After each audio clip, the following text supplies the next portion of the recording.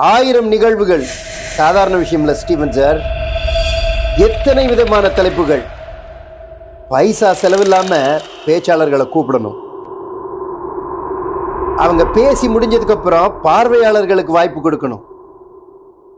அதிகமா பேசுறவங்களை அடக்கி வாசிக்க சொல்லணும். பேச தயங்குறவங்களுக்கு வாய்ப்பு கொடுக்கணும், உற்சாகப்படுத்தணும். மிகப்பெரிய சாதனை. உங்களை எனக்கு பார்க்கணும் போல இருக்கு. ஒரு நாள் திருச்செந்தூர்ல இருந்து சென்னைக்கு வருவேன்.